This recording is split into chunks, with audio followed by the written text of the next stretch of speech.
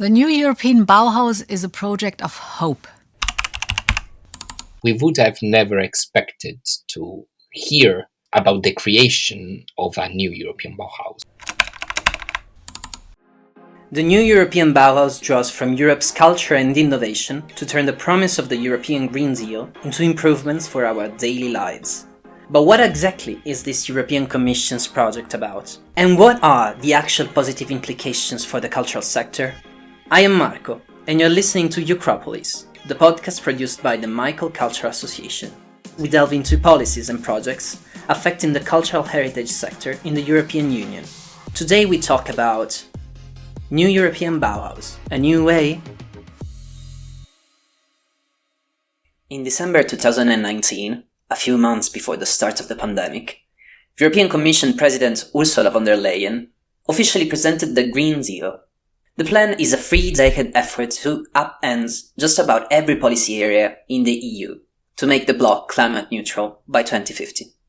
The policy is aimed at meeting the goals of the Paris Climate Agreement, and it is a recognition of the growing importance of climate change for the European industry and politics. In a short time, the plan becomes a point of focus for the Commission's actions. Many policy areas begin to take action to support this ambitious and necessary plan. With the advent of COVID, the need to restart economies became more pressing. Everything was in motion in this regard. And one day, during a first State of the Union speech, on September 16, 2020, Ms. von der Leyen announced the new European Bauhaus project. But this is not just an environmental or economic project. It needs to be a new cultural project for Europe. Every movement has its own look and feel. And we need to give our systemic change its own distinct aesthetics to match style with sustainability. And this is why we will set up a new European Bauhaus, a co-creation space where architects, artists, students, engineers, designers work together to make that happen. This is Next Generation EU. This is shaping the world we want to live in. So, a project that wants to focus on how we will live together with full respect for the environment. To achieve this, the new European Bauhaus, NEB, is conceived as an inclusive and collective process. The project aims to bring a cultural and creative dimension to the European Green Deal. For the funding, we are talking about 85 million euros dedicated to the different projects. But it doesn't stop here. The plan is divided into 3 phases: co-design, delivery, and dissemination.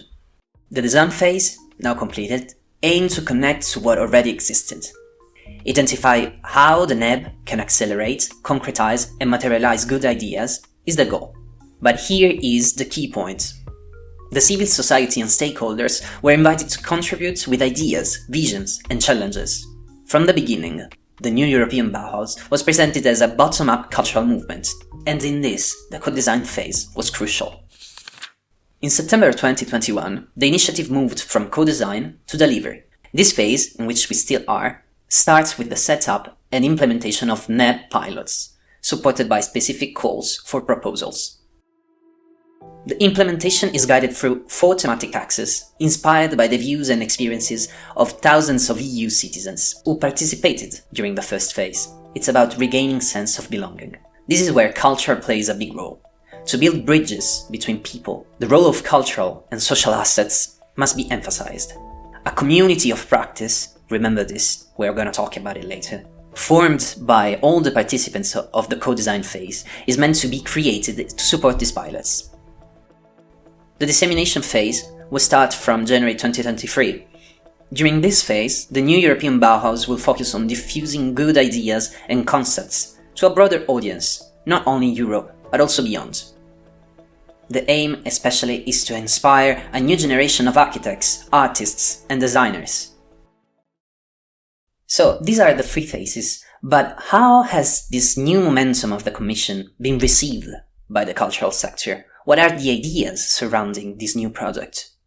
It's an important question because that allows us to go back in time to the very moment when it was first mentioned, the very idea of a new European Bauhaus.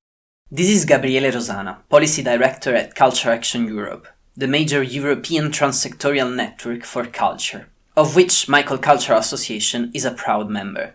Gabriele studied in depth the NEB project, so I asked him to help me shed a light on the situation. We were curious about it, so we followed it since the very beginning. And I mean, the hard truth is that its birth was the product of a top-down approach, coming from the very top of the hierarchy of the European Commission, the president herself. But at the same time, this was claimed to be a cultural movement and a bottom-up cultural movement. So first and foremost, I would say that the way it came about was not, and is not, how a cultural movement should start. But of course, the cultural stakeholders accepted the situation and then started working on it. So, let's see with Gabriele what are the good shortcomings of this initiative. There has been since the very beginning as well a genuine effort in gathering voices, and as many diverse voices as possible.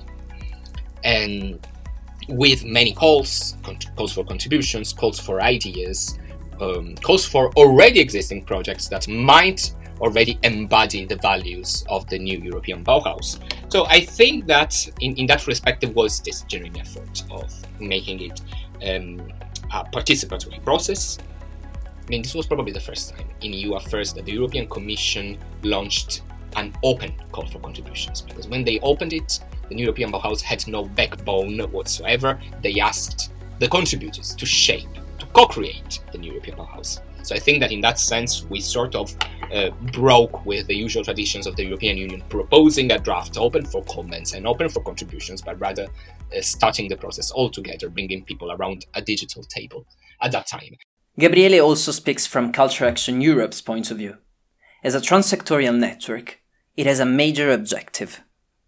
Since it exists, it has been advocating for contamination and breaking silos. So not only among disciplines in culture, but also with other sectors, with other disciplines, culture and innovation, culture and technology, culture and research.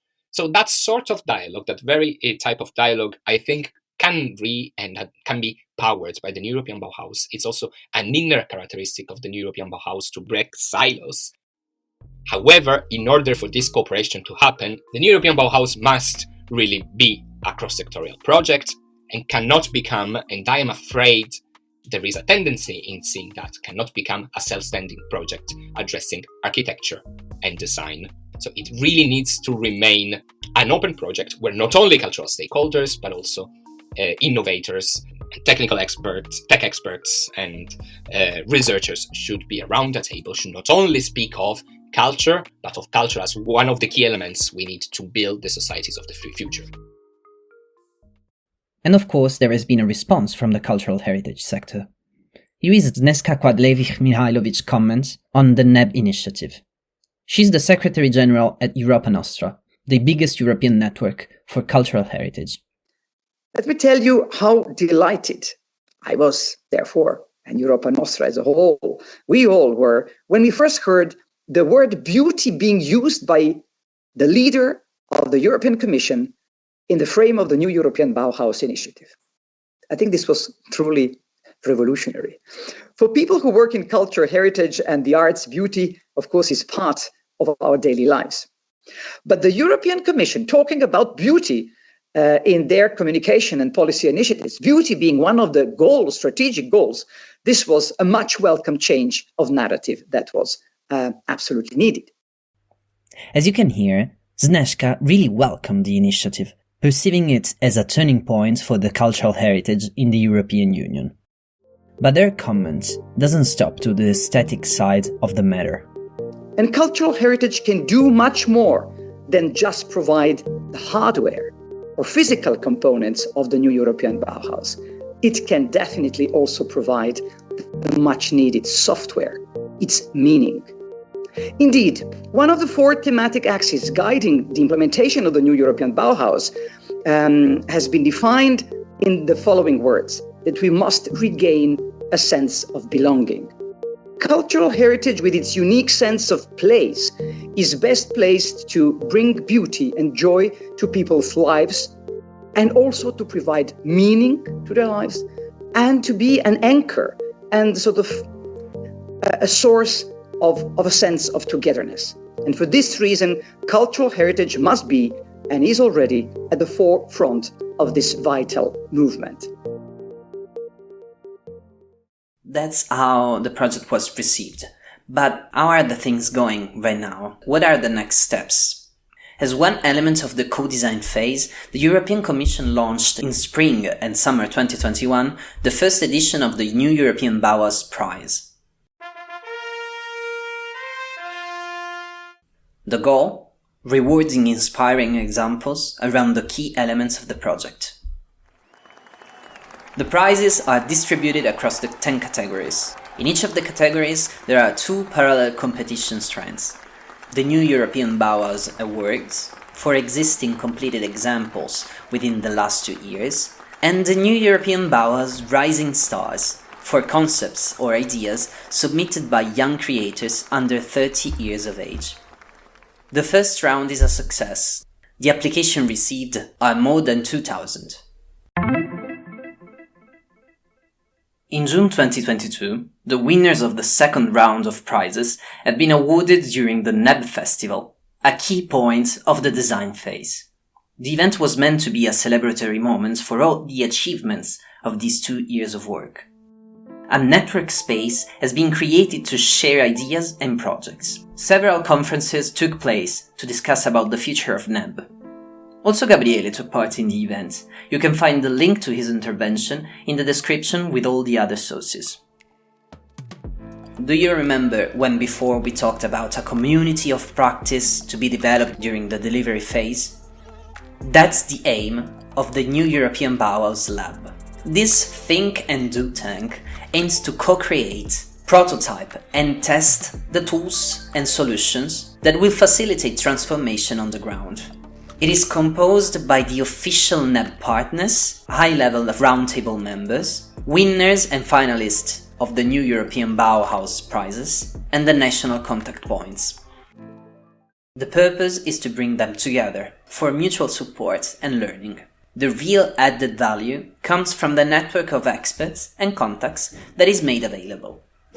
We now know the 3 distinct phases of the project. We also know how the project has been implemented from a practical point of view. But now the question: is NEB something that could really enhance the cultural sector in the EU? Provided there is the recognition of the value of culture for that, and provided that culture is clearly named as an equal partner of this initiative. Unfortunately, when speaking with many cultural operators, especially those not working with cultural policy, but really making cultures, I'm being told that they do not see themselves in this initiative. I'm being told that they do not feel represented by the language employed by the new European Bauhaus, where built environment is a buzzword for everything. If culture is not on board, a project that wants to be the cultural way to the Green Deal, that wants the Green Deal to materialize in our, not only in our homes, in our houses, but also in the places where we live, well, then it cannot be a success. So this trigger, this shift is, I would say, crucially needed. The fact that cultural stakeholders feel represented by the new European Bauhaus is needed. It cannot be just yet another very technical package of the European Commission identifying requirements for energy efficiency in buildings. It needs to be way more than that. It needs to be way more ambitious than that. Despite the problems the sector is noting, one thing is certain: a project like this, with this commendable bottom-up approach, has never been seen in the European Union. That is why we're all anxious to see the results that will come out from the new European Bauhaus.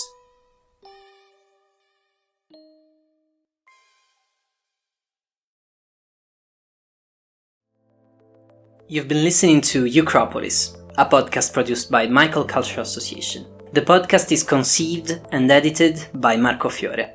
In the description of this episode, you will find links to all audios and written sources used. For any information or questions, you can write to marco.fiore@michael-culture.eu. Thank you for listening, and special thanks to Gabriele Rosana for participating in the episode. Until the next episode of EUCropolis.